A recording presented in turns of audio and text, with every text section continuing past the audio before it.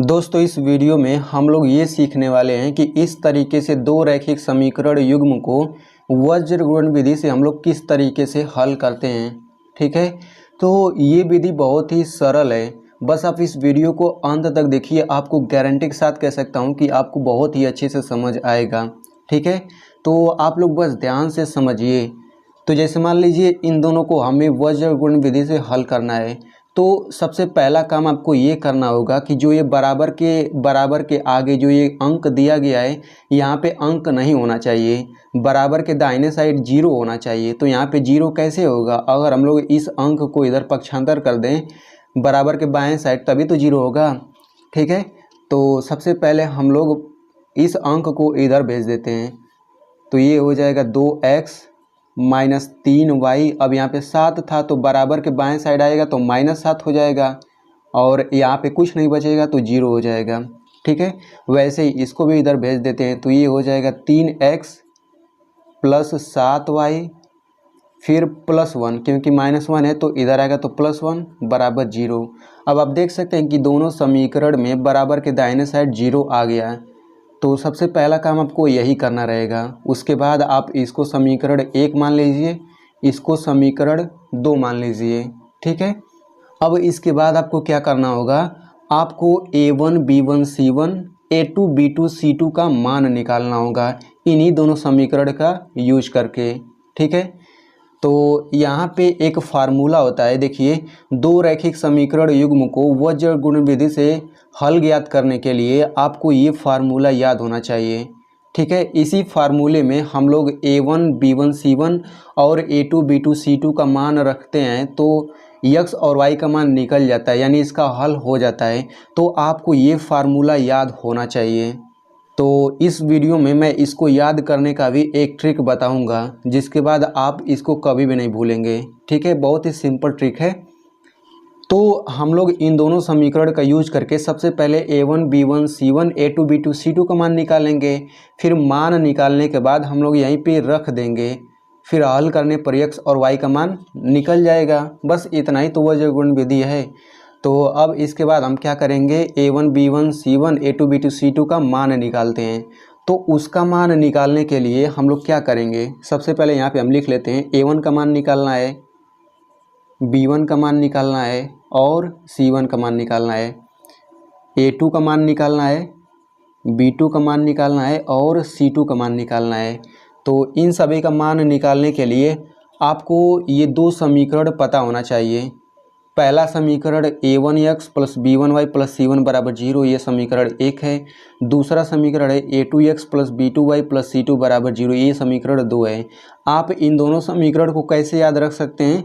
ये जो समीकरण का व्यापक समीकरण आपको पता होना चाहिए, ax plus by plus c बराबर 0, ये रैखिक समीकरण का व्यापक समीकरण होता है। ठीक है, तो अगर हम लोग इसमें x और y को छोड़ करके सभी में यहाँ पे 1 1 लिख दें तो ये पहला समीकरण बन जाता है।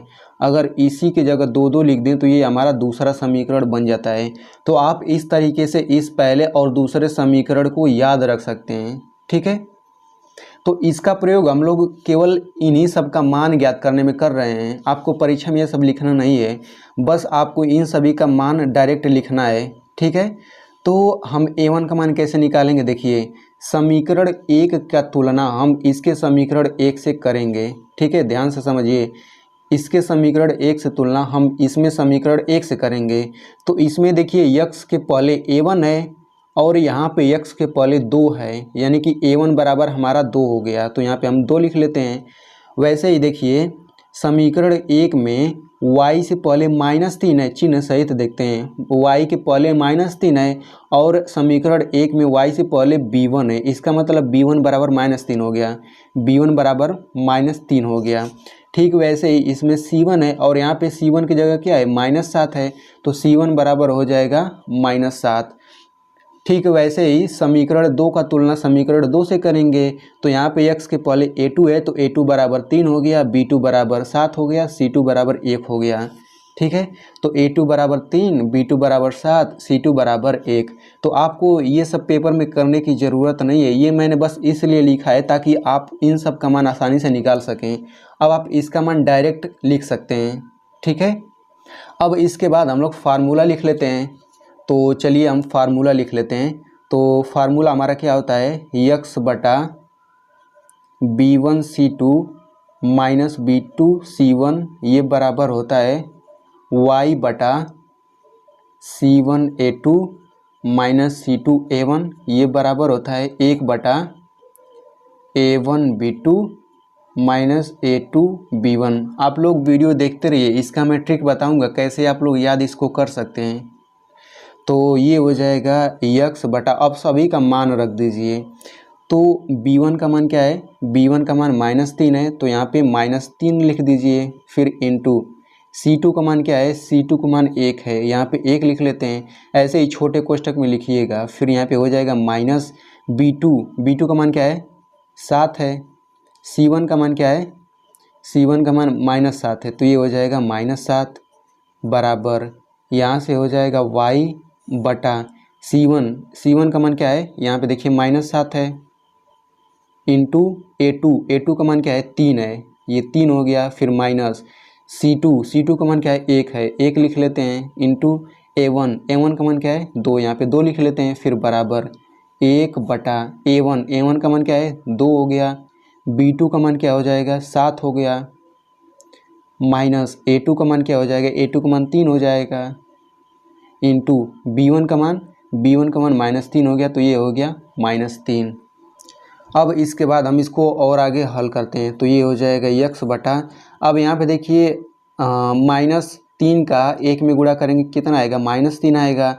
फिर यहाँ पे देखिए 7 गुणा -7 का करेंगे तो -49 हो जाएगा, और -49 के पहले माइनस है तो माइनस प्लस 49 हो गया। ठीक है, तो ये बराबर हो जाएगा y बटा, यहाँ पे देखिए 7 तरीके 21 -21 हो जाएगा, यहाँ पे हो जाएगा -2।